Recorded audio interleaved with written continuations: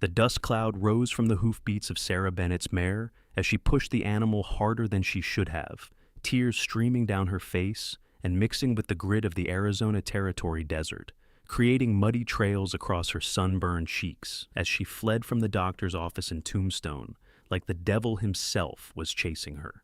The year was 1882, and the diagnosis she had just received felt like a death sentence for any hopes of the future she had always imagined for herself. The buildings of the bustling mining town grew smaller behind her as she rode toward the open wilderness, not caring where the horse took her, just needing to escape the pitying looks and the crushing weight of those terrible words the doctor had spoken with such clinical detachment. Sarah was 23 years old, unmarried, and had traveled to Tombstone 6 months ago from Missouri with her brother and his wife to start a new life. Her brother Thomas had dreams of striking it rich in the silver mines, and Sarah had come along to help care for their small general store, while Thomas worked the claims. She had always been practical, hard-working, and independent, with chestnut hair that caught the sunlight and green eyes that held both determination and kindness. But she had also harbored secret dreams of someday finding a good man, marrying and raising a family of her own in this wild, beautiful territory. Those dreams had shattered this morning when she finally gathered the courage to see the doctor about the persistent pain she had been experiencing. The examination had revealed damage from a childhood illness, scarring that made it impossible for her to bear children. The doctor had delivered the news matter-of-factly, as though he were commenting on the weather before moving on to his next patient. Sarah had walked out of that office in a daze, climbed onto her horse, and rode without thinking. The mare finally slowed as they reached a small creek about 5 miles outside of town, surrounded by cottonwood trees that provided blessed shade from the relentless afternoon sun. Sarah dismounted on shaky legs and collapsed beside the water, finally allowing herself to sob properly. She had always been strong, had always kept her emotions carefully controlled, but this felt like too much to bear alone. The future she had imagined had been ripped away, and she felt hollow inside, as though someone had scooped out everything that made her whole. She did not hear the approaching rider until a gentle voice spoke from several yards away. "Ma'am, are you hurt?" Sarah's head snapped up, and she instinctively reached for the small pistol she kept in her saddlebag, though she made no move to draw it. Through her tear-blurred vision, she saw a tall man sitting astride a beautiful Palomino horse, his hands raised slightly to show he meant no harm. He wore the typical attire of a working cowboy: dusty leather chaps, a faded blue shirt, a well-worn Stetson hat, and a gun belt that looked like it had seen plenty of use. His face was tanned from years under the sun, with strong features and kind brown eyes that held genuine concern. "I'm fine," Sarah said, her voice coming out hoarse and unconvincing. "Just needed some air." The cowboy dismounted slowly, keeping his movements deliberate and non-threatening. He was probably in his late 20s, with broad shoulders and the lean, muscular build of someone who spent his days doing hard physical labor. "Pardon me for saying so, ma'am, but you don't look fine. This country can be dangerous for someone alone, especially this close to dusk. There's been reports of bandits working this area." Sarah wiped at her face with the back of her hand, suddenly aware of how she must look. "I can take care of myself. I appreciate your concern, but I would like to be alone." The cowboy nodded, but he made no move to leave. Instead, he led his horse to the creek to drink and then sat down on a fallen log a respectful distance away. "I'm sure you can take care of yourself, ma'am, but I was raised to make sure a lady gets back to town safely, so I'll just wait here until you're ready to head back. Name's James Carter, by the way. I work at the Double R Ranch about 10 miles north of here." Despite herself, Sarah felt a small spark of irritation that briefly cut through her despair. "I didn't ask for an escort." "No, ma'am, you didn't," James agreed pleasantly. "But my mother would come back from the grave and haunt me something fierce if I rode off and left you out here alone. So I'll just sit here quiet-like and give you your privacy." Sarah wanted to argue, but something about his calm, respectful demeanor made her resistance crumble. The truth was, she did not want to be completely alone with her dark thoughts. Having another person nearby, even a stranger, provided some comfort. She turned back to the creek and tried to compose herself, splashing cool water on her face and taking deep breaths. James kept his word and remained quiet, occasionally checking the horizon, but otherwise seeming content to simply wait. As the minutes passed, Sarah found herself studying him from the corner of her eye. There was something steady and reliable in the way he carried himself, a quiet confidence that had nothing to do with bravado or showing off. He pulled out a piece of jerky from his saddlebag and ate it slowly, his gaze distant, as though lost in his own thoughts. Finally, after nearly half an hour of silence, Sarah spoke. "I received some difficult news today. That's why I was upset." James looked at her with those kind brown eyes and nodded. "I figured it was something like that. I'm sorry for whatever trouble you're facing." "It's nothing that can be fixed," Sarah said, her voice hollow. "Just something I have to learn to live with." "Those are often the hardest kind of troubles," James said quietly. "The ones that can't be shot, roped, or reasoned with." Despite everything, Sarah felt the corner of her mouth twitch in what might have been the beginning of a smile. That's one way of putting it. They fell into silence again, but this time it felt less heavy, more companionable. The sun was beginning to sink toward the horizon, painting the sky in shades of orange and pink that were almost painfully beautiful. Sarah watched the colors shift and change, feeling a small measure of peace settling over her troubled heart. "We should probably head back before full dark," James said eventually. "Like I mentioned, there's been trouble in these parts lately. A gang of outlaws has been hitting stages and lone travelers. Town's been trying to organize a posse to track them down, but they're slippery." Sarah nodded and stood, brushing dust from her skirt. "Thank you for waiting with me, Mr. Carter. I apologize for being rude earlier." "No apologies necessary, miss." He trailed off, realizing he did not know her name. "Bennett, Sarah Bennett. My brother runs the general store on Allen Street." Recognition lit James's face. "I've been in there a few times. Your brother's a good man, fair with his prices. I didn't realize he had a sister." "I only arrived 6 months ago," Sarah explained as she moved toward her horse. "I've been helping run the store while he works his mining claim." James helped her mount, his touch gentle and brief on her elbow, before swinging up onto his own horse with practiced ease. They began the ride back to Tombstone at a comfortable pace, their horses walking side by side. The evening air was cooling rapidly, as it always did in the desert, and Sarah was grateful she had brought her shawl. "Have you lived in the territory long?" Sarah asked, surprising herself with the question.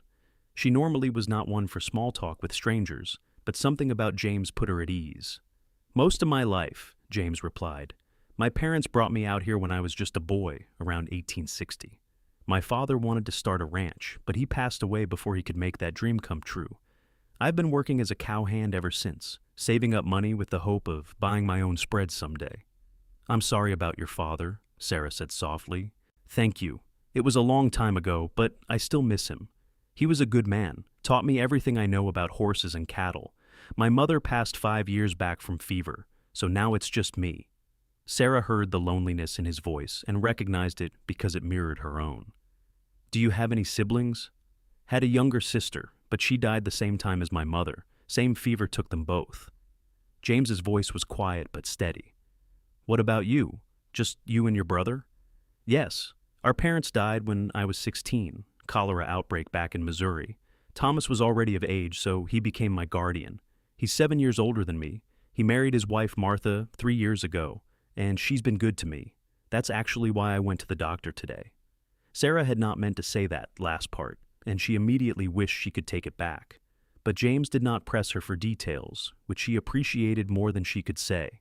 "Martha was worried about me," Sarah continued, feeling oddly compelled to explain. "I've been having some health troubles, nothing life-threatening, but she insisted I see the doctor. The news was not what I hoped to hear." "Is it something that will get worse?" James asked, his concern evident. "No, nothing like that.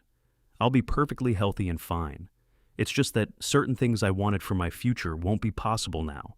Sarah could not bring herself to be more specific, not yet, not with this kind stranger who had already seen her at her most vulnerable. James was quiet for a moment before he spoke. "I learned a long time ago that life rarely goes according to plan. Lost my father, lost my mother and sister, lost more cattle than I can count to drought and disease. But I've also learned that sometimes when one door closes, another one opens. Might not be the door you expected, but that doesn't mean there's nothing good on the other side." Sarah felt tears prick her eyes again at his words, but these were different from the bitter tears she had shed earlier. There was something comforting in his philosophy, even if she was not quite ready to embrace it yet. As they rode into Tombstone, The town was beginning to light its lamps against the gathering darkness. The streets were still busy with miners coming off their shifts, gamblers heading to the saloons, and respectable townspeople hurrying home to their suppers. Sarah directed James to the small house behind the general store where she lived with Thomas and Martha. Thomas must have been watching for her, because he came rushing out of the house before Sarah had even dismounted. He was a solid man, with the same chestnut hair as his sister, but with blue eyes instead of green. His face was creased with worry. "Sarah, thank God. Martha and I have been worried sick. The doctor said you left his office hours ago, and when you didn't come home, we thought something terrible had happened." He stopped when he saw James, his expression turning cautious. "Who's this?" "Thomas, this is James Carter. He found me out by the creek and made sure I got home safely. Mr. Carter, this is my brother, Thomas Bennett." The two men sized each other up for a moment before Thomas extended his hand. "I'm grateful to you for looking after my sister. Would you like to come in for supper? It's the least we can do to thank you." James looked like he was about to decline, but Sarah found herself adding, "Please do, Mr. Carter. My sister-in-law is an excellent cook, and you've gone out of your way for me today." Something in Sarah's voice must have conveyed how much she wanted him to accept, because James smiled and nodded. "I'd be honored, thank you." Martha turned out to be a plump, cheerful woman with blonde hair and a warm smile that made everyone feel welcome. She took one look at Sarah's red-rimmed eyes and immediately enveloped her in a hug without asking any questions. Then she set about putting extra plates on the table while Thomas showed James where to wash up. The meal was simple but delicious: fried chicken, biscuits, beans, and apple pie for dessert. The conversation flowed easily, with James proving to be an engaging storyteller, with tales of life on the ranch and the various adventures and misadventures he had experienced over the years. He had a dry sense of humor that frequently made them all laugh, and Sarah found herself relaxing more than she had in months. After the meal, Martha shooed the men out to the porch while she and Sarah cleaned up the dishes. As soon as they were alone, Martha turned to her sister-in-law with concern written all over her face. "The doctor told Thomas what he diagnosed when he came looking for you," Martha said gently. "Oh, Sarah, I'm so sorry. I know this must be devastating for you." Sarah's hands stilled in the dishwater, and she blinked back tears. "I don't know what to do, Martha. I always assumed I'd have children someday. It's what women do, and now I find out I can't, and it feels like I'm broken somehow, like I'm less than I was before." Martha put down her dish towel and took Sarah's wet hands in her own. "Now you listen to me, Sarah Bennett. You are not broken, and you are not less than anyone. You're one of the strongest, kindest, most capable women I've ever known. Having children doesn't define your worth as a person." "But what man would want to marry me now?" Sarah whispered. "What's the point of marriage if there can't be children?" "The point of marriage is love," Martha said firmly.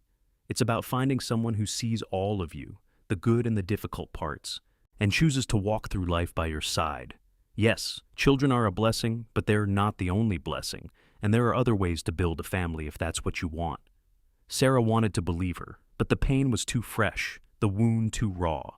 She squeezed Martha's hands gratefully and then returned to the dishes, needing something to keep her hands busy. On the porch, Thomas and James were sharing a pipe and talking about the silver mines. Thomas had been working a claim with moderate success, pulling out enough silver to keep the store stocked and food on the table, but nothing that would make them rich. "Your sister seems like a fine woman," James said after a comfortable silence. "Strong-willed, I'd wager." Thomas chuckled. "That's putting it mildly. Sarah's always been the tough one in the family.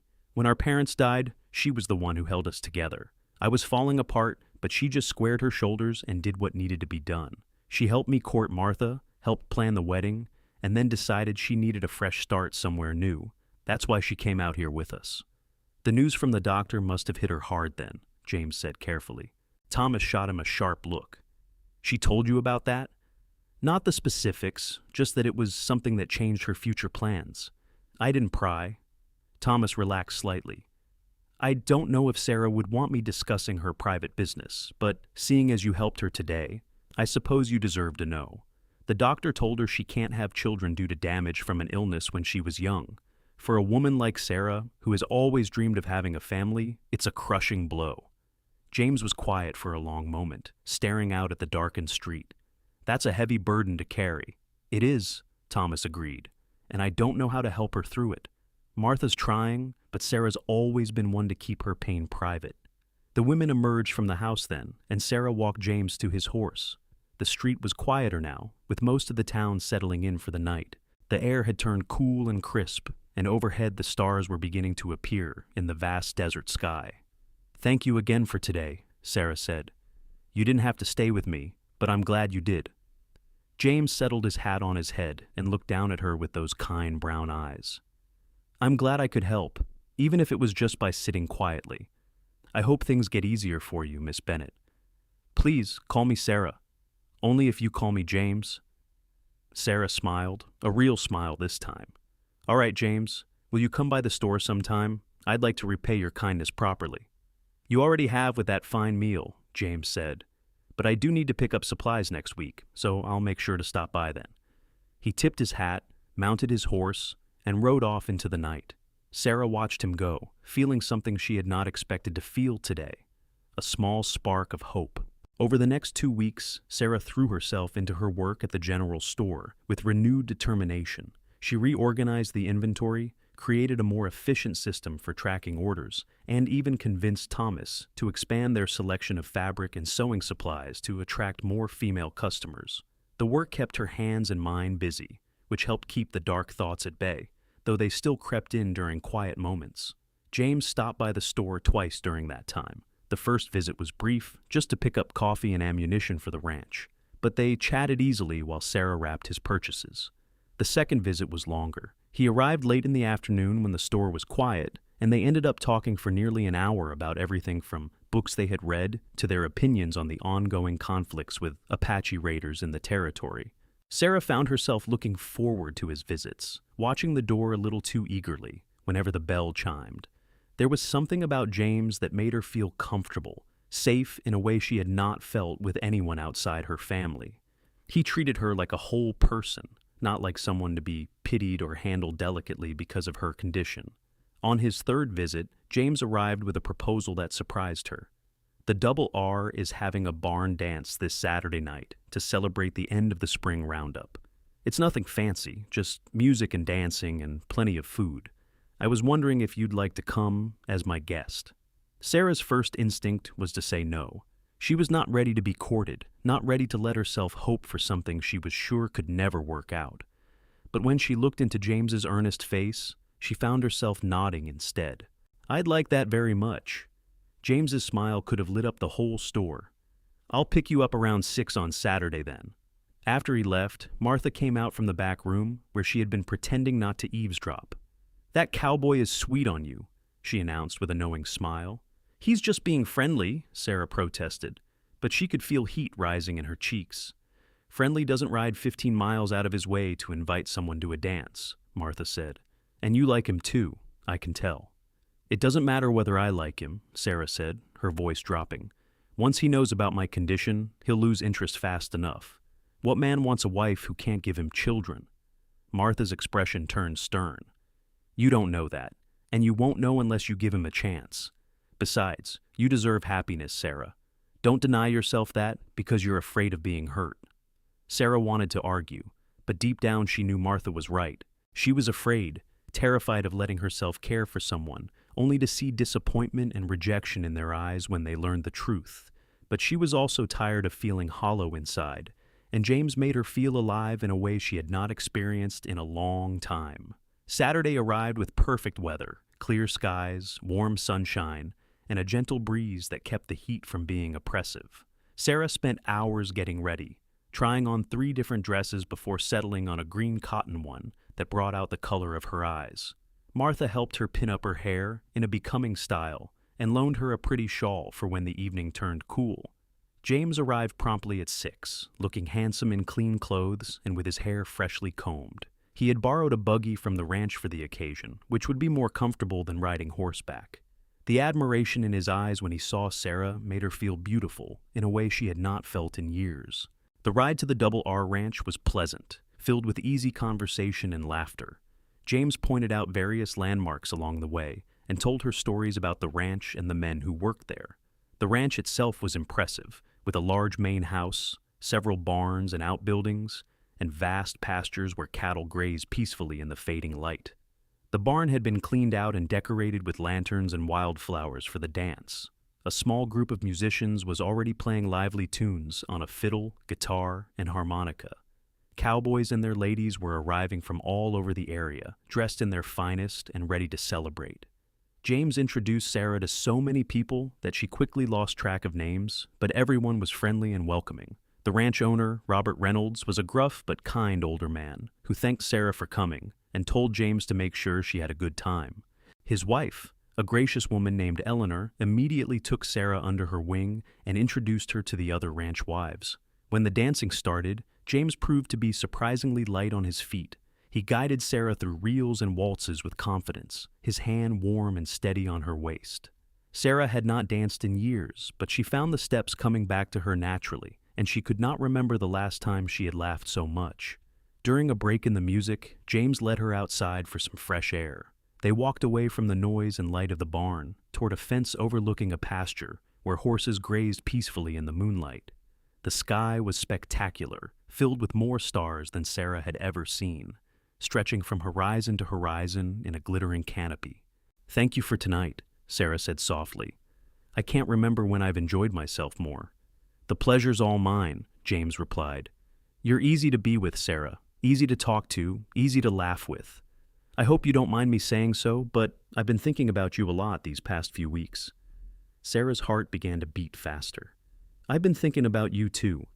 James turned to face her, his expression serious in the moonlight. "I'd like to court you properly, Sarah. I know we haven't known each other long, but I feel like I've found something special in you, something I didn't know I was looking for." This was the moment Sarah had been dreading. She knew she had to tell him the truth, had to give him the chance to walk away before either of them got more deeply involved. The thought of seeing his interest fade hurt more than she wanted to admit, but it would hurt far worse later if she waited. "James, there's something you need to know about me," she began, her voice trembling slightly. "Something important that might change how you feel." "You can tell me anything," James said gently. Sarah took a deep breath and forced the words out.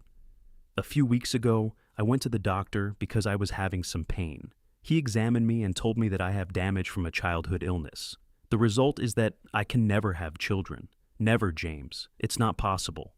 She watched his face carefully, waiting for the disappointment, the withdrawal, the polite excuses.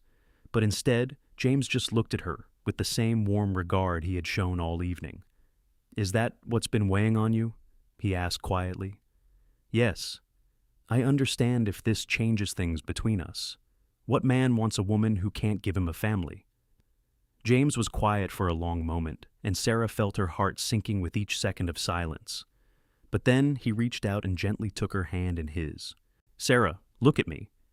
When she raised her eyes to his, she was stunned to see nothing but tenderness there. "I appreciate you telling me something so personal and difficult. I know that took courage, but it doesn't change how I feel about you, not one bit." "But children," Sarah protested, tears starting to form. "Don't you want a family?" "What I want is someone to share my life with," James said firmly. "Someone who makes me laugh, who challenges me, who I can talk to about anything. Someone who makes me want to be a better man. I've been alone for a long time, Sarah, and I've been lonely. But when I'm with you, I don't feel lonely anymore." The tears were flowing freely now, but they were different tears from the ones she had shed by the creek that day. "But it's not fair to you." "Let me decide what's fair to me," James said, and there was a touch of steel in his gentle voice. "I know my own mind and heart. Yes, I always assumed I'd have children someday, but that was just an assumption, not a requirement for happiness. There are lots of ways to build a life together, lots of ways to find purpose and joy." He paused, then added softly, "My parents always told me that the most important thing in a marriage is loving each other. Everything else is just details. If we can't have children, then we'll love each other more. We'll pour all that love and attention into each other and find other ways to make a difference in the world." Sarah felt something break open in her chest, some tight knot of pain and fear that had been lodged there since the doctor's diagnosis. She looked at this good, kind man who was offering her something she had thought was lost forever, a future, a partnership, a chance at love. "Then we'll love each other more. she repeated, the words feeling like a promise and a revelation all at once. James smiled and reached up to gently wipe the tears from her cheeks. Then we'll love each other more, he agreed. He leaned in slowly, giving her plenty of time to pull away if she wanted, and kissed her softly.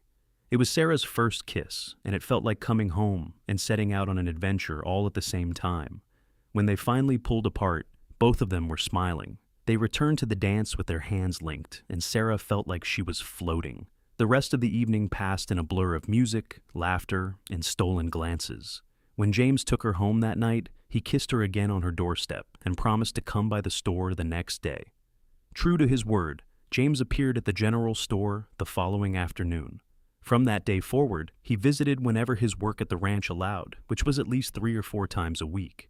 Their courtship was sweet and steady, built on long conversations, shared laughter, and growing affection. James told her about his dreams of owning his own ranch someday, and Sarah shared her love of reading and her secret ambition to maybe open a lending library in Tombstone. They discovered they both loved riding in the early morning, when the desert was cool and peaceful. They both had a tendency to rescue injured animals, which led to James bringing her a baby rabbit that had lost its mother, and Sarah nursing it back to health in a box behind the store. Thomas and Martha approved wholeheartedly of the courtship. Thomas reported that James had a solid reputation in the area as a hard-working, honest man who treated everyone fairly. Martha was just delighted to see Sarah smiling again and teased her mercilessly about being in love. 3 months into their courtship, James took Sarah on a picnic to a beautiful spot in the hills, where a spring created a small oasis of green in the middle of the harsh desert landscape. They ate Martha's fried chicken and biscuits, and then James pulled out a small box from his saddlebag. "Sarah Bennett, I know we haven't been courting that long by most people's standards," he began, his voice rough with emotion. "But I know my heart, and I know I want to spend the rest of my life with you. You're the strongest, kindest, most beautiful woman I've ever known, and I fall more in love with you every single day." He opened the box to reveal a simple gold band with a small diamond that caught the sunlight. "I can't promise you riches or an easy life. Ranch work is hard, and money's often tight. But I can promise you all my love, all my loyalty, and all my devotion for as long as we both shall live. Will you marry me?" Sarah felt tears streaming down her face again, but these were tears of pure joy. "Yes," she said, her voice strong and certain. "Yes, James, I'll marry you." He slipped the ring on her finger, and it fit perfectly. Then he pulled her into his arms and kissed her deeply, and Sarah felt complete in a way she had never felt before. They stayed by the spring for hours, making plans for their future and dreaming together about the life they would build. They married 6 weeks later in a simple ceremony at the small church in Tombstone. Sarah wore a beautiful cream-colored dress that Martha had helped her sew, with wildflowers in her hair. James wore a new suit that he bought specially for the occasion and could not stop smiling the entire day. Thomas walked Sarah down the aisle, and Martha stood up as her matron of honor, while James's best friend from the ranch, a cowboy named Pete, served as his best man. The ceremony was short but meaningful, with the Reverend speaking about love, commitment, and partnership. When James said his vows, promising to love Sarah in sickness and health, for better or worse, his voice was steady and sure, and Sarah knew with absolute certainty that she had found the right man. They held a small reception in the general store, with food and dancing and well wishes from the community that had embraced them both. As the sun set and the party wound down, James helped Sarah into the buggy, and they rode out to the small house he had been building on land at the edge of the Double R Ranch. Robert Reynolds had been impressed enough with James's years of dedicated work that he offered to sell him 20 acres of ranch land at a fair price, with the understanding that James would continue to work with the Double R herd while building up his own small operation. It was the start of the dream James had worked toward for years, and now he would share it with Sarah. The house was modest but well built, with 2 bedrooms, a kitchen, a sitting area, and a wide porch that looked out over the surrounding land. James had spent months working on it in his spare time, and several of the ranch hands had helped with the heavier construction. It was not grand, but it was theirs, and Sarah loved it immediately. Their wedding night was tender and sweet, with James patient and gentle as he introduced Sarah to the physical side of marriage. Afterward, they lay in each other's arms and talked quietly about their hopes for the future, until they both drifted off to sleep. The next months were busy and challenging as they settled into married life. Sarah learned the routines of running a ranch household, which was quite different from running a store. She had to master cooking over a wood stove, managing a vegetable garden in the difficult desert soil, caring for chickens, and doing heavy laundry without the conveniences she had enjoyed in town. James was up before dawn every day to work with the cattle, mend fences, break horses, and handle the 100 other tasks that came with ranch work. He came home exhausted most evenings, but he always had a smile for Sarah and took time to tell her about his day and ask about hers. Despite the hard work, they were happy. They developed rhythms and routines that worked for them. Sarah would pack James a lunch every morning before he left and have dinner ready when he returned. In the evenings, they would sit on the porch together, with Sarah often reading aloud while James carved or worked on tack repairs.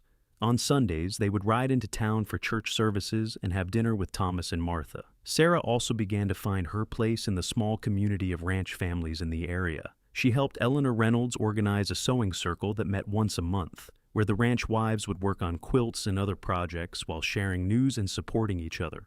Sarah discovered she had a knack for midwifery after helping one of the other ranch wives through a difficult delivery, and she began to be called on whenever someone in the area was having a baby.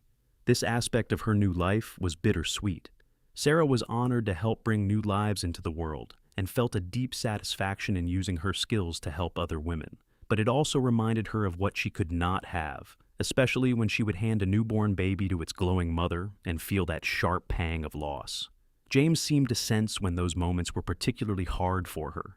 He never pressed her to talk about it, but he would hold her a little tighter on those nights and remind her in small ways how much he loved her. He brought her wildflowers for no reason, left little notes for her to find, and always made her feel cherished and valued. As their first anniversary approached, Sarah found herself reflecting on how much her life had changed in such a short time. A year ago, she had been devastated, convinced that her inability to have children meant she would never have a real future. Now, she was married to a wonderful man, living on a piece of land they were building into a home, and surrounded by a community that accepted and valued her. But there was still an ache, a small, hollow place in her heart that she could not quite fill. She saw Thomas and Martha's children, saw the families at church, saw the babies she helped deliver, and she felt that loss keenly. She never mentioned it to James because she did not want him to think she was unhappy or regretful about their marriage.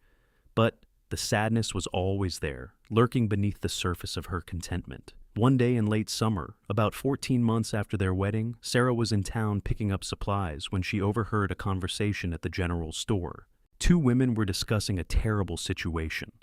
A family of settlers had been killed in an Apache raid about 50 miles north, and their 3 children had been left orphaned. The children had been brought to Tombstone and were staying temporarily with the Reverend, but everyone was trying to figure out what to do with them. The oldest was a girl of about 8, and there were 2 younger boys, maybe 5 and 3 years old. Sarah's heart immediately went out to these children. She knew what it was like to lose parents, knew the fear and confusion and overwhelming grief. Without really thinking about it, she found herself walking to the church to see if she could help in some way. The Reverend was grateful for her offer and took her to meet the children. They were huddled together in a small room behind the church, looking frightened and lost. The oldest girl, whose name was Elizabeth, held her younger brothers protectively, her young face trying so hard to be brave. The boys, Daniel and Samuel, clung to their sister with tear-stained faces. Sarah sat down slowly, keeping her movements calm and non-threatening, and introduced herself. She did not try to force cheerfulness or tell them everything would be fine. Instead, she simply told them she was sorry for what had happened and asked if they needed anything. Elizabeth regarded her with suspicious eyes. "Are you going to send us to an orphanage?" "I don't know what's going to happen," Sarah said honestly. "But the Reverend is working hard to find you a good home. In the meantime, would you like something to eat? I could bring you some cookies and milk." The mention of food got through to the children, in a way words could not. They nodded hesitantly, and Sarah hurried to the general store to purchase supplies. She spent the rest of the afternoon with the children, just sitting with them, answering their questions as best she could and helping them feel a little less alone. When James came to town to pick her up that evening, he found Sarah in the church with 3 children clustered around her while she read them a story. He stood in the doorway watching for a moment, and something shifted in his chest at the sight. On the ride home, Sarah told him the whole story, her voice thick with emotion. Those poor children have lost everything, James. Their parents, their home, their whole world. And now they'll probably be separated and sent to different families or institutions. It's not right. James was quiet for a long time, and Sarah could practically see the wheels turning in his mind. Finally, he said carefully, "What if they didn't have to be separated?" Sarah turned to look at him sharply. "What do you mean? What if we took them in, all three of them? We have room in the house, and we could provide for them. It would be hard, adding 3 children all at once, but we could manage." Sarah's heart began to race. "James, are you serious? You would want to take in 3 orphan children?" "Why not?" James asked, his voice growing more certain as he spoke. "You've been so sad lately, trying to hide it, but I can see it. I know you want children, Sarah, and I want to give that to you. We can't have babies of our own, but these children need parents, and we need them. It seems like maybe this is meant to be." Tears were streaming down Sarah's face now. "But it's so much responsibility. 3 children at once, and they've been through such trauma. Are you sure?" James pulled the buggy to a stop and turned to face her fully. "I'm sure. I love you, Sarah. And I want to build a family with you. This might not be the way we imagined it, but these children need us, and I think maybe we need them too." Sarah launched herself into his arms, holding him tight and crying into his shoulder. When she finally pulled back, she was smiling through her tears. "Then let's do it. Let's bring them home." The process of officially taking in the children took several weeks of paperwork and discussion with the Reverend and the town council. During that time, Sarah visited the children every day, bringing them food and clothes and books, slowly earning their trust. She told them about the ranch and about James, and cautiously mentioned that they might be able to come live with them. Elizabeth was cautious but desperately wanted to keep her brothers with her.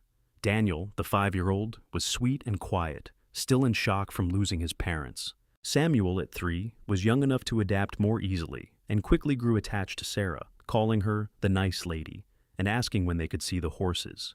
James came with Sarah several times, and he won the children over with his gentle manner and his willingness to listen to them seriously.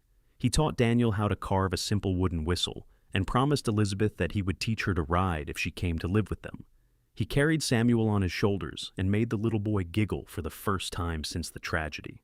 Finally, the paperwork was approved, and James and Sarah were given permission to take the children home. They borrowed a larger wagon from the R and packed up the few belongings the children had. Elizabeth sat up front with James, her thin shoulders squared with determination. Daniel and Samuel sat in the back with Sarah, holding on to her tightly. When they arrived at the ranch, the reality of what they had taken on hit Sarah like a wave. 3 traumatized children who needed not just food and shelter, but emotional support, consistency, and love. The house that had seemed cozy for 2 now felt small with 5 people. Every routine they had established was disrupted. The first weeks were incredibly hard. Elizabeth had nightmares almost every night and would wake up screaming. Daniel wet the bed and was ashamed and scared of being punished. Samuel cried for his mother constantly and would not let Sarah out of his sight. Sarah was exhausted, overwhelmed, and sometimes wondered if they had made a terrible mistake. But James was steadfast. He took over more of the household chores so Sarah could focus on the children. He sat with Elizabeth when she had nightmares, telling her stories about his own parents until she could fall back asleep. He patiently helped Daniel clean up after bedwetting accidents, assuring him it was not his fault and would get better with time. He carved little animals for Samuel and taught him the names of all the horses. Slowly, painfully slowly, things began to improve. The nightmares became less frequent. Daniel had fewer accidents. Samuel started to smile and play. Elizabeth began to let down her guard and act more like the child she was instead of trying to be a grown-up. Sarah discovered reserves of patience she did not know she possessed. She learned to manage 3 children with different needs and personalities. She created routines that helped the children feel safe. Breakfast together every morning, story time before bed every night, church on Sundays, and family dinners where everyone shared one thing about their day. She also insisted that they talk about the children's parents, keeping those memories alive. She helped them make a small memorial on the ranch where they could go to remember their mother and father. It was painful, but necessary. and it helped the children begin to process their grief. James proved to be a wonderful father. He was firm but fair, setting boundaries that helped the children feel secure. He taught Daniel and Elizabeth how to care for animals and do age-appropriate ranch chores, giving them a sense of purpose and accomplishment. He played with Samuel, getting down on the floor to build block towers and make silly faces. At night, after the children were asleep, James and Sarah would collapse on the porch together, exhausted but finding comfort in each other's presence. They talked through the challenges of the day, celebrated small victories, and reminded each other why they had chosen this path. About 3 months after the children arrived, Sarah had a moment that showed her how far they had all come. She was putting Samuel to bed when he looked up at her with his big brown eyes and said, "Mama, will you sing the song again?" Sarah's heart stopped. It was the first time any of the children had called her Mama. "What song, sweetheart?" "The one about the stars." Sarah sang the lullaby she had been singing to him, her voice choked with emotion. When she finished, Samuel threw his little arms around her neck and said, "I love you, Mama." Sarah held him close and whispered, "I love you too, my darling boy." Later that night, she told James what had happened, and she saw tears in his eyes too. "They're really ours now," he said softly. "They've chosen us as much as we chose them." Over the next year, the children continued to heal and grow. Elizabeth blossomed from a scared, defensive child into a bright, curious girl who loved to read and help Sarah with cooking. She called Sarah Ma and James Pa, and only occasionally cried for her birth parents. Daniel came out of his shell and revealed a gentle, kind nature and a real talent with animals. The bedwetting stopped, and he started following James everywhere, soaking up everything he could learn about ranching. Samuel became a happy, energetic little boy who brought laughter and joy into every day. The ranch was thriving too. James had built up a small herd of his own cattle and was starting to turn a modest profit. Sarah had expanded her vegetable garden and started selling preserves in town, bringing in extra income. They had added a room to the house to give the boys their own space, with Elizabeth having the smaller bedroom to herself. The community had embraced their growing family. The sewing circle ladies had put together clothes and quilts for the children. The Reynolds had given them a young milk cow. The Reverend checked in regularly to see how everyone was adjusting.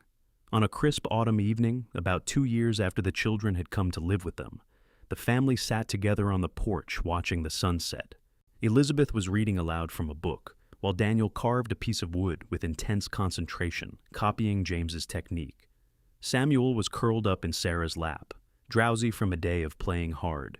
James looked at his wife and the 3 children, who had changed their lives so completely, and he felt a profound sense of gratitude.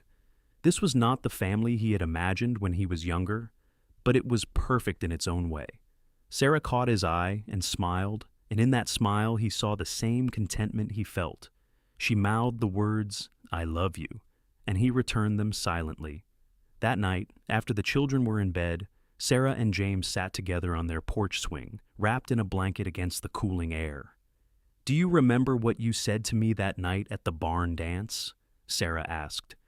"When I told you about not being able to have children?" "I said we would love each other more," James replied, pulling her closer. "You were right," Sarah said softly, "but I don't think either of us understood how much more love there could be. We didn't just love each other more. We loved these children more. We built a bigger life than I ever imagined, and I'm happier than I ever thought possible." James kissed the top of her head. "I am too. Every single day, even the hard ones. I'm grateful for you, and for them, and for this life we've built together." They sat in comfortable silence, listening to the night sounds of the desert and the peaceful breathing of their sleeping children through the open windows. The stars overhead blazed in the dark sky, the same stars that had watched over them that first night when Sarah's life had seemed to be falling apart. 2 more years passed, and the family continued to grow and thrive in ways that had nothing to do with birth. Elizabeth turned 12 and was teaching the younger children to read. She had discovered a love of horses and was becoming an excellent rider. She had also started talking about maybe becoming a teacher someday, which filled Sarah with pride. Daniel, now 9, had proven to have a natural gift with animals. He could calm a spooked horse or tend to a sick calf with intuitive understanding. James had begun teaching him more advanced ranching skills, and the boy soaked it up like a sponge. He was quieter than his siblings, but deeply thoughtful, often surprising them with his insights. Samuel, at 7, was the heart of the family, with his boundless energy and infectious joy. He kept everyone laughing with his antics, and had a gift for finding adventure in everyday moments. He idolized his older siblings and father, trying to do everything they did, often with hilarious results. The ranch had expanded significantly. James had increased his herd and was now running cattle on land he had been able to purchase outright. They had built a larger barn, added a bunkhouse for the 2 ranch hands they had hired, and Sarah had established a thriving business selling eggs, produce, and preserved goods to stores in Tombstone and surrounding areas. But even with all their success and happiness, Sarah sometimes felt like something was still incomplete. She loved her 3 children fiercely, and they filled her days with purpose and joy.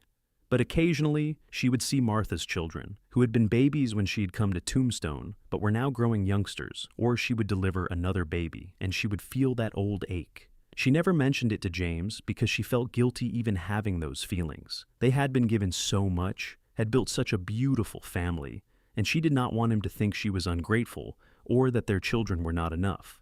So she kept those moments of sadness private, pushing them down and focusing on all the blessings they had. One spring morning, about 4 years after the children had come to them, Sarah was in town delivering eggs and preserves when she overheard another conversation that would change their lives. A woman at the general store was telling Thomas about her niece, a girl of 14, who had gotten herself in trouble with a married man. The girl's family had thrown her out, and she was living in a room above the saloon, working as a waitress and dealing with the shame and scorn of the town. She was about 6 months pregnant with nowhere to go. Sarah's compassionate heart immediately went out to this girl. She knew how harsh society could be toward women in such situations, and she could not bear to think of a pregnant 14-year-old facing it alone. She asked Thomas for more information and learned that the girl's name was Rebecca, and that she was terrified about what would happen to her and her baby. That evening, Sarah told James about the situation. "I know we already have 3 children and full lives," she said hesitantly. "But I keep thinking about this girl. She's just a child herself, probably not much older than Elizabeth will be in a few years, and she's going to have a baby with no support and no resources." James could see where this was going. "You want to help her?" "I want to offer her a place to stay until she has the baby," Sarah clarified. "And then, if she wants, help her figure out what to do next. I know it would complicate things, having a pregnant girl living here, and people might talk, but I can't stop thinking about her." James was quiet for a moment, then asked, "What do you think will happen to the baby after it's born?" "I don't know. Rebecca probably can't keep it. Single mothers are shunned, and she has no means to support a child. It will probably end up in an orphanage or be given to some family who might or might not treat it well." "What if we kept it?" James asked suddenly. "What if we took in both Rebecca and the baby, helped her through the birth, and then, if she wants to give up the child, we adopt it?" Sarah stared at her husband in shock. "James, that's a huge thing to suggest. It would be a 4th child, and an infant at that. We haven't had to deal with sleepless nights and diapers and all that comes with a baby." "I know," James said, "but you're right that Rebecca needs help, and if she does give up the baby, wouldn't it be better for it to stay here with siblings rather than being sent off to strangers? Plus, I see how you are when you deliver babies, Sarah. I see the longing in your eyes. Maybe this is a chance for you to have that experience of raising a child from birth, since that was taken from you." Sarah felt tears welling up. "You would do that? Take on a 4th child, start over with an infant, deal with all the gossip and complications?"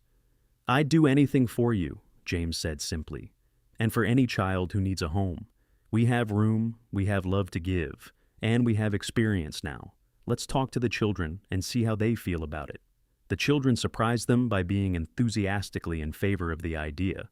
Elizabeth was particularly excited about the prospect of a baby in the house and promised to help with everything. Daniel solemnly declared that he would teach the baby about horses when it was old enough. Samuel jumped up and down, shouting about being a big brother. The next day, Sarah went to find Rebecca. The girl was living in a tiny, dingy room above the saloon, and Sarah's heart broke at the fear and hopelessness in her young face. Rebecca was thin, except for her swollen belly, with lank hair and dark circles under her eyes. Sarah introduced herself and explained that she had heard about Rebecca's situation. The girl immediately became defensive, expecting judgment and condemnation. But Sarah spoke gently, without criticism, and offered her a place to stay on the ranch until after the baby was born. "Why would you do that?" Rebecca asked suspiciously. "What do you want from me?" "I want to help you," Sarah said simply. "You're young and alone and facing something incredibly difficult. I can give you a safe place to live, good food, and someone to look after you. After the baby comes, we can figure out what you want to do next." Rebecca started to cry, the defensive mask crumbling. "I don't know what I want. I'm so scared. My family won't speak to me. The father of the baby wants nothing to do with me, and everyone in town treats me like I'm dirt." Sarah sat down beside her and put an arm around her thin shoulders. "What happened to you was wrong. You were taken advantage of by someone who should have known better. That's not your fault, and you don't deserve to be treated badly because of it. Come stay with us. Let us help you." Rebecca agreed, and Sarah brought her home that same day. The girl was painfully shy at first, clearly expecting criticism or harsh treatment. But the family welcomed her warmly. Elizabeth immediately took her under her wing, chattering away and showing her around. James treated her with respectful kindness, making sure she felt safe. The boys were curious but polite. Over the next few weeks, Rebecca began to relax and open up. She told Sarah more of her story, how a married merchant who came through town had paid attention to her, made her feel special, and then taken advantage of her innocence. When she discovered she was pregnant, he had denied everything and left town. Her parents, devout and unforgiving, had called her shameful and sent her away. Sarah helped Rebecca gain weight and strength through good food and rest. She taught her practical skills like sewing and cooking. Most importantly, she gave the girl what she needed most: unconditional acceptance and support. Sarah never judged, never shamed, just treated Rebecca with kindness and respect. As the weeks passed, Sarah and James carefully broached the subject of what Rebecca wanted to do about the baby. The girl was torn. Part of her wanted to keep her child, but she was realistic enough to know how hard that would be. Single mothers were ostracized, and she had no money or prospects. "What if you didn't have to choose between keeping your baby and having a future?" Sarah asked gently one evening. "What if the baby could stay here with us, and you could still be part of its life?" Rebecca looked confused. "I don't understand." "My husband and I would like to adopt your baby if you're willing," Sarah explained.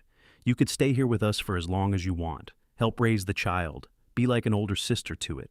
You would know your baby was safe and loved, and you could still have a relationship with it. Then, when you're older and ready, you could build whatever life you want for yourself."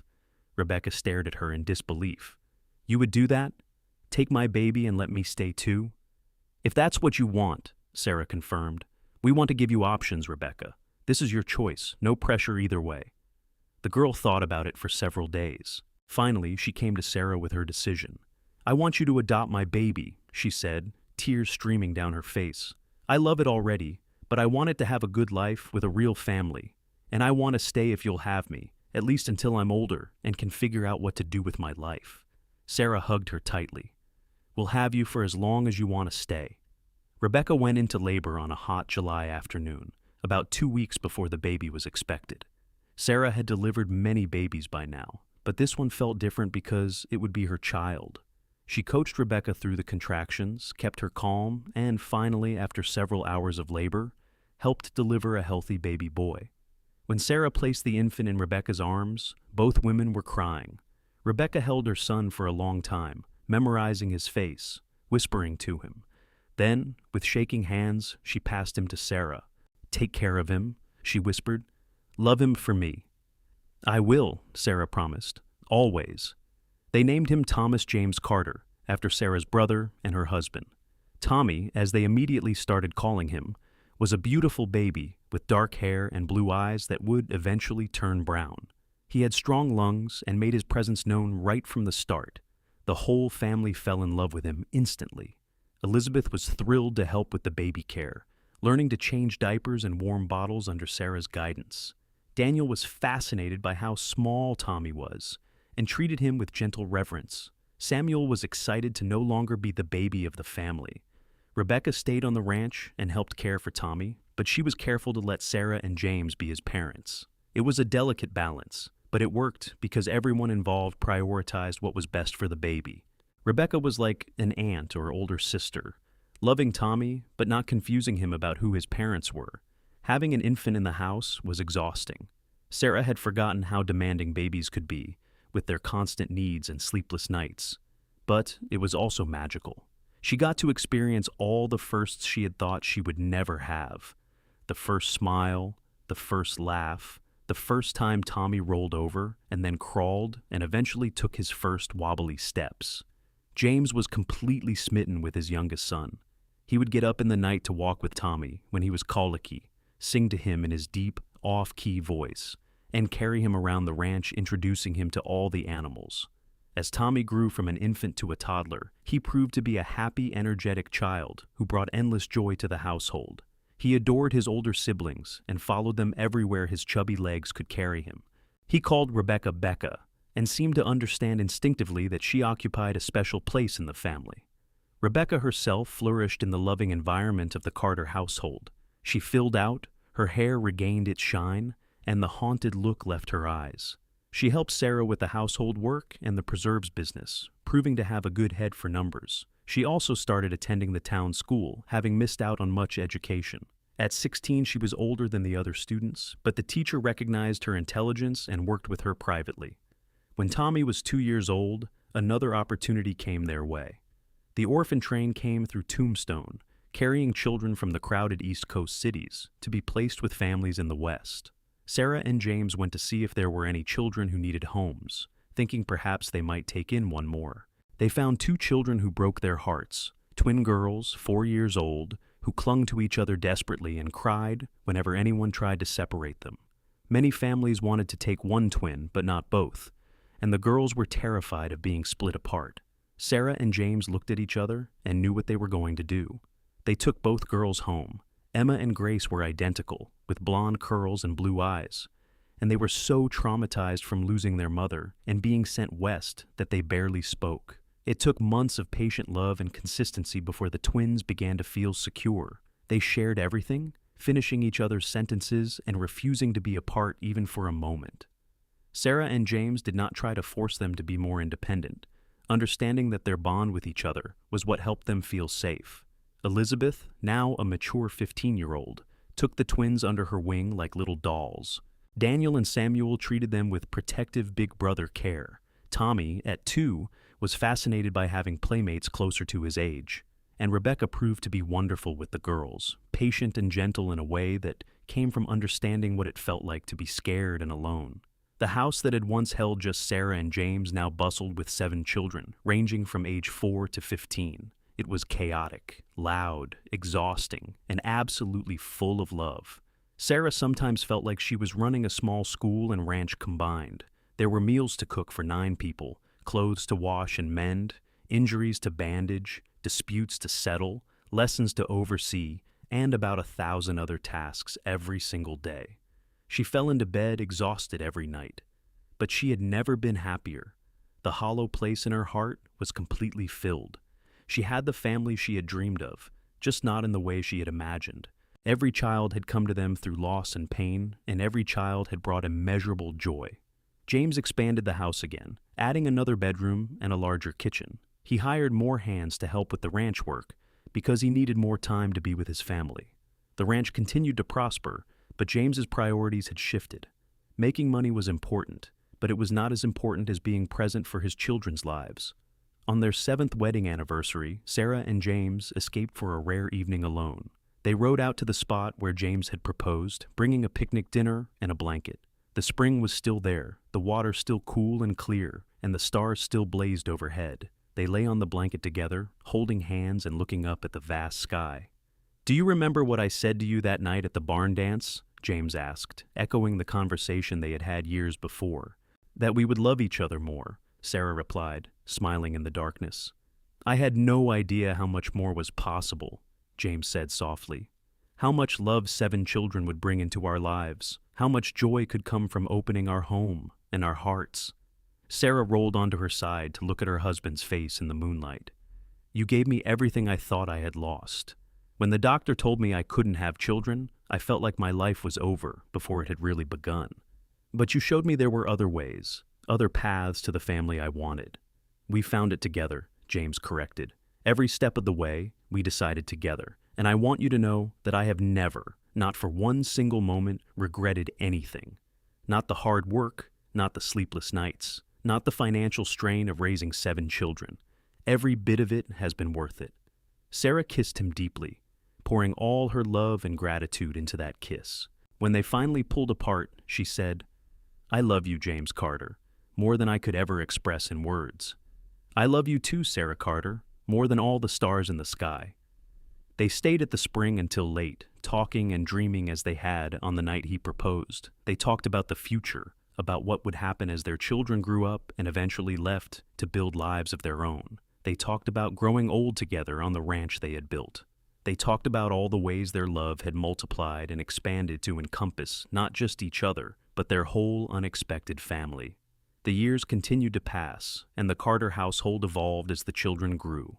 Elizabeth graduated from school at the top of her small class and got a job as a teacher's assistant in Tombstone, riding into town 3 days a week. She was beautiful and smart, and young men were starting to notice, but she was in no rush to marry. She had dreams of getting more education and maybe opening a school of her own someday. Daniel became James's right hand on the ranch. At 14, he could do the work of a grown man and had an almost supernatural ability with animals. He could calm a panicking horse with a touch and a few whispered words. James was already talking about making him a partner in the ranch when he came of age. Samuel, now 11, was the social butterfly of the family. He knew everyone in the area and could make friends with anyone. He was already talking about maybe going into business someday, buying and selling cattle perhaps, or opening a store. Tommy, at 6, was pure mischief wrapped in charm. He could talk his way out of almost any trouble with his big brown eyes and infectious grin. He was particularly close to his father, following James everywhere and mimicking everything he did. The twins, Emma and Grace, were now 8 years old and had come out of their shells considerably. They were still inseparable, but had developed distinct personalities.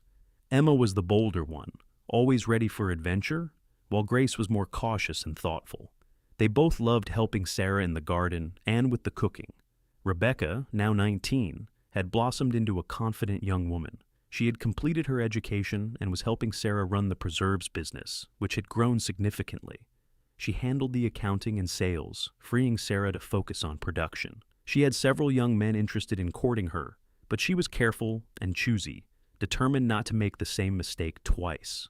One evening, after a particularly chaotic dinner where the children had been arguing and food had been spilled and everyone's patience had been tested, Sarah and James collapsed on their porch swing together.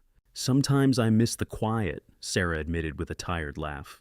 "Remember when it was just us and we could have entire conversations without being interrupted?"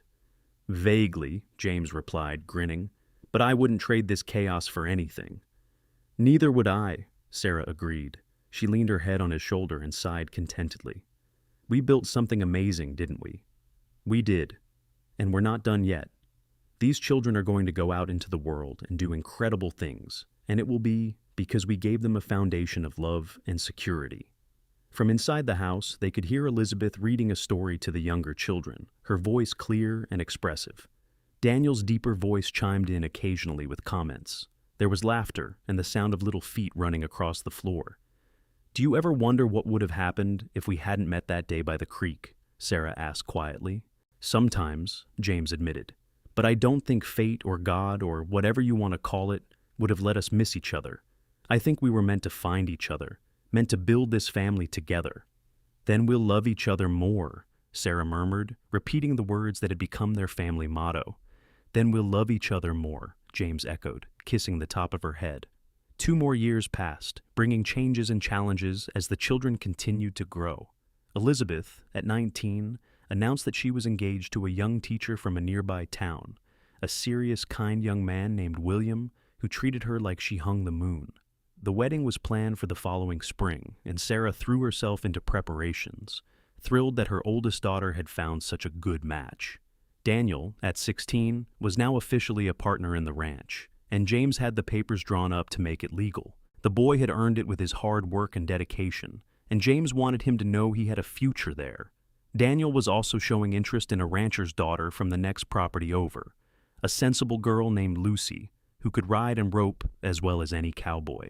Samuel had decided he wanted to go to school in Tucson to learn business, which would mean leaving home for the first time. Sarah was trying to be supportive while fighting the urge to keep him close. Her baby boy was growing up, becoming independent, and she had to let him go.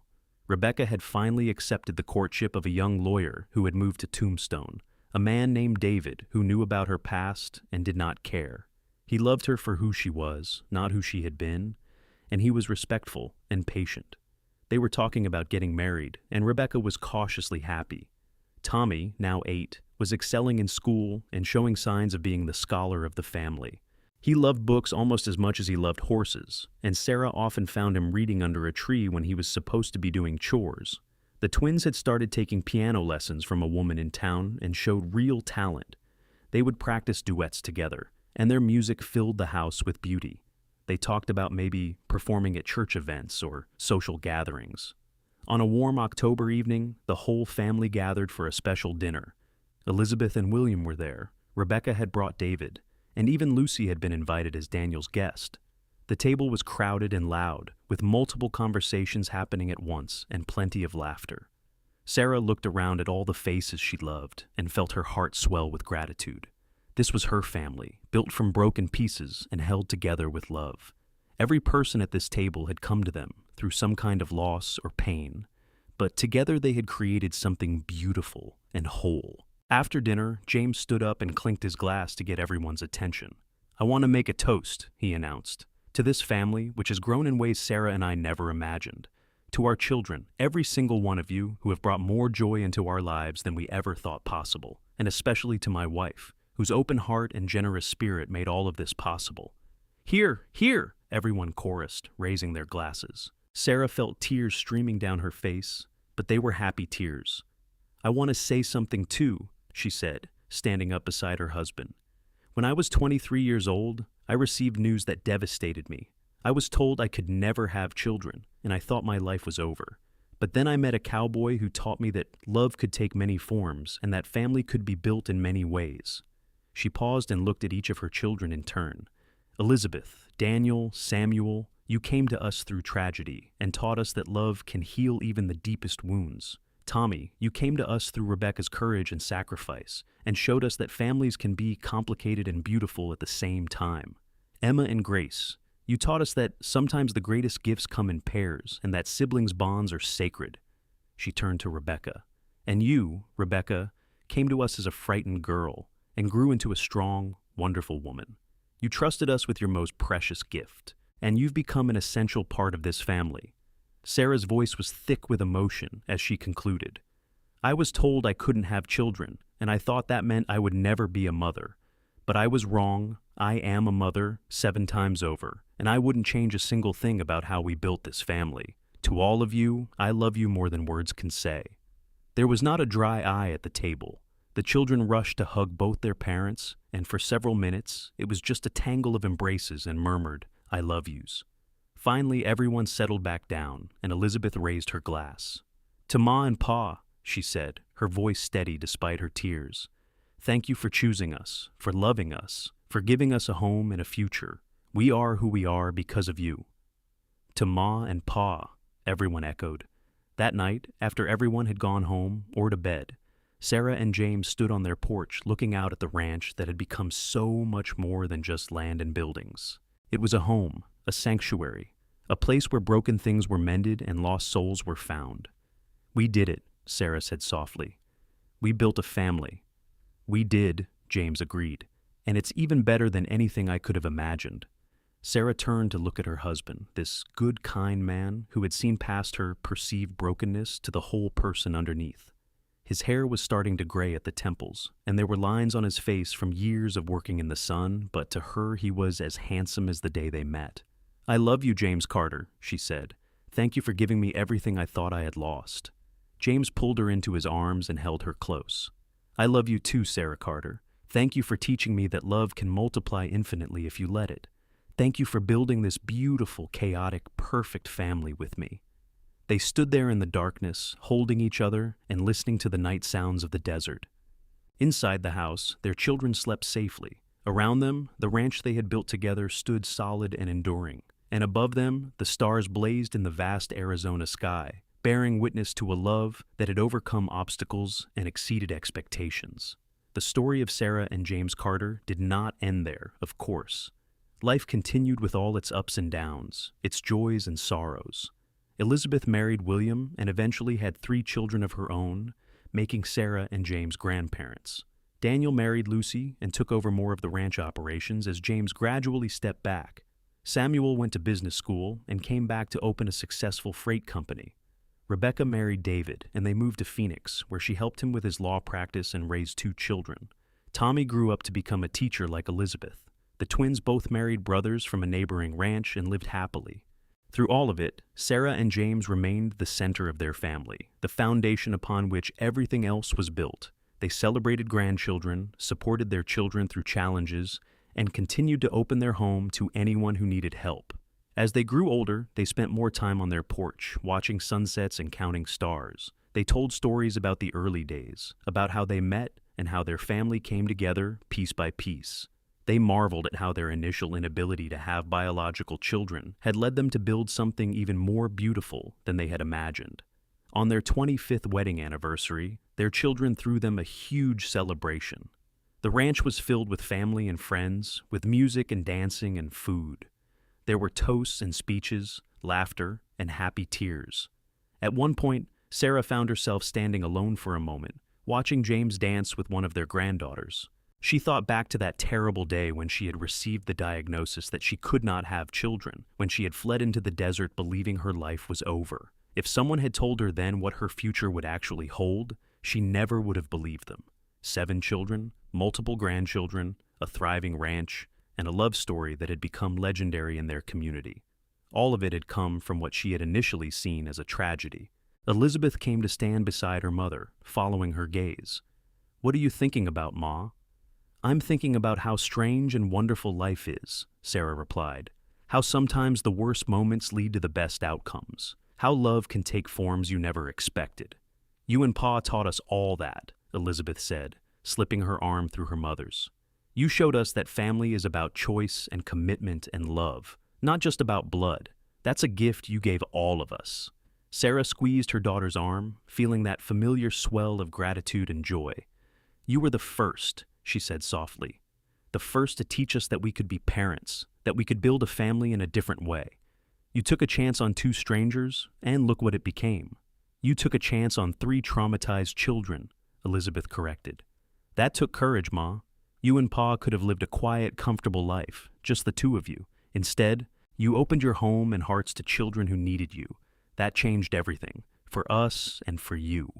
They stood together in comfortable silence, watching the celebration unfold around them. At one point, James caught Sarah's eye across the room and smiled, that same warm smile that had first captured her heart all those years ago. She smiled back, and in that exchange was all the love, gratitude, and contentment of 25 years together. That night, after everyone had gone home and the ranch was quiet again, Sarah and James lay in bed together, exhausted but happy. 25 years, Sarah mused. Where did the time go? "Into building something that will last long after we're gone," James replied. "Our children will carry on what we started. They'll teach their children about love and family and keeping your heart open to possibilities. That's our legacy." Sarah rolled over to face him in the darkness. "Do you remember what you said to me that night when I told you I couldn't have children?" "I said we would love each other more," James replied, reaching out to stroke her cheek. "And we did. But we also loved so many others more. We expanded our love to include every child who needed us, and it never diminished what we had. It only made it stronger." "You were right," Sarah whispered, "about everything. You saw a future I couldn't imagine, and you made it real." "We made it real," James corrected. "Together, like everything else." They drifted off to sleep in each other's arms, the way they had every night for 25 years. Outside their window, the desert night was cool and clear, with stars scattered across the sky like diamonds on velvet. The ranch was quiet, peaceful, settled in for the night. In the years that followed, Sarah and James gradually slowed down, as people do when age catches up with them. But they remained active and engaged with their family, always ready with advice or support or just a listening ear. Their home remained a gathering place, the center around which the extended family orbited. Sarah continued her midwifery work well into her 50s, bringing new life into the world and supporting young mothers. She had delivered dozens of babies over the years, including several of her own grandchildren, and each birth still felt like a miracle to her. James kept working the ranch until his body finally told him it was time to let Daniel take over completely. Even then, he was out every day, checking on things and offering guidance when asked. The ranch had prospered under his stewardship and was now one of the most successful operations in the area. They watched their children thrive and their grandchildren grow. They celebrated weddings and births, supported each other through losses and hard times, and built a family legacy that would endure for generations. On a cool evening in late autumn, when Sarah was 63 and James was 67, they sat together on their porch swing as they had done countless times before. Their bodies were older now, marked by years of hard work and the inevitable passage of time, but their love was as strong as ever. "I've been thinking," Sarah said, breaking a comfortable silence, "about that day by the creek when we met. What if you had ridden past and not stopped?" "I wouldn't have," James said simply. "I couldn't have. Something drew me to you that day. Something I didn't understand then, but I do now. We were meant to find each other." "I was so broken that day," Sarah remembered. "So sure that my life was over, that I had nothing left to offer." "You were never broken," James said firmly, as he had said many times over the years. "You just thought you were, but I saw who you really were. Strong, capable, full of love, waiting to be given. All I did was show you what you couldn't see yourself." Sarah leaned her head on his shoulder, feeling the solid warmth of him, the steady beat of his heart. "You gave me everything, James. A family, a home, a purpose, a love that never wavers. How do I ever thank you for that?" "You already have," James said, kissing the top of her head. "Every single day for the past 40 years, you've thanked me just by being who you are, by loving me, by loving our children, by building this beautiful life with me." They sat quietly as the sun set in a blaze of orange and gold, painting the desert in colors so vivid they almost hurt to look at. In the distance, they could see Daniel working with a horse in the corral, patient and skilled, just like his father had taught him. Smoke rose from the chimney of the house Elizabeth and William had built on the edge of the property. The sounds of children playing drifted on the evening air, grandchildren, and even a few great-grandchildren now. "We did it," Sarah said softly. "We built something that will outlast us, something good and true and full of love." "We did," James agreed.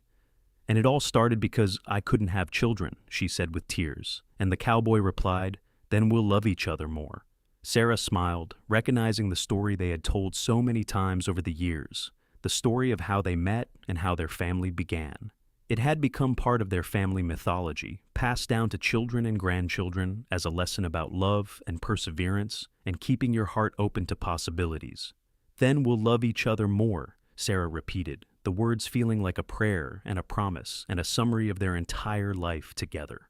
As darkness fell over the ranch, lights began to glow in windows across the property. Their extended family was settling in for the night, multiple generations connected by bonds of love and choice rather than blood.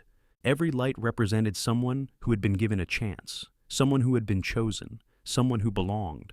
Sarah and James sat together until the stars came out, the same stars that had watched over them that first night when everything changed. They held hands and remembered and gave thanks for the unexpected journey that had brought them to this moment. Their story was not a fairy tale with a perfect happily ever after.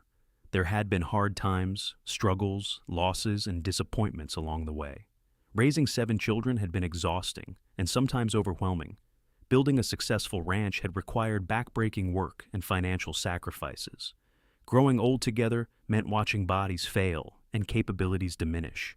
But through it all, they had loved each other more than they thought possible, more than circumstances seemed to allow, more than they had ever imagined when they first met by that creek all those years ago. And that love had multiplied and expanded to encompass children and grandchildren and great-grandchildren, creating ripples that would extend far into the future. Every person touched by their family carried forward the lessons Sarah and James had taught, that family is built on love and choice, that brokenness can become wholeness, and that sometimes the greatest blessings come disguised as losses. As they finally rose to go inside for the night, James helped Sarah to her feet with the same gentle care he had always shown. They walked into their home together, surrounded by photos and mementos of the life they had built, the family they had created, and the love they had shared. Behind them, the desert night settled in with its familiar sounds and rhythms.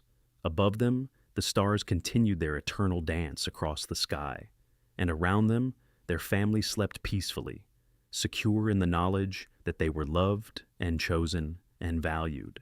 The story of Sarah and James Carter was a testament to the power of love to transform lives, to the resilience of the human spirit, and to the beautiful truth that sometimes when one door closes, another one opens to something even better than you could have imagined.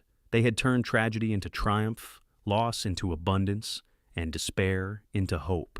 They had proven that you don't need to give birth to children to be a parent, that families can be built in many ways, and that love knows no limits when you open your heart fully. They had shown that a single moment of kindness, a simple offer of companionship to a crying woman by a creek, could change the course of multiple lives and create a legacy that would endure for generations. And through it all, they had loved each other more, just as James had promised on that fateful night when Sarah revealed her deepest pain and he responded with grace and acceptance. That love had been the foundation for everything else, the bedrock upon which they had built their extraordinary family. As Sarah and James climbed into bed that night, they lay close together as they always did, drawing comfort from each other's presence. Tomorrow would bring new challenges and joys, as every day did. There would be grandchildren to visit, work to be done, decisions to be made, and life to be lived. But for now, in this moment, they were simply Sarah and James, two people who had found each other when they needed it most and had built something beautiful together. Two people who had proven that love could overcome any obstacle, that family could take many forms, and that sometimes the greatest gifts come from the most unexpected places. "Good night, my love," Sarah whispered as sleep began to claim her. "Good night, my heart," James replied, holding her close. And in that small bedroom, in a ranch house in the Arizona territory, surrounded by the evidence of a life well lived and a love well given, Sarah and James Carter drifted off to sleep, content in the knowledge that they had succeeded beyond their wildest dreams.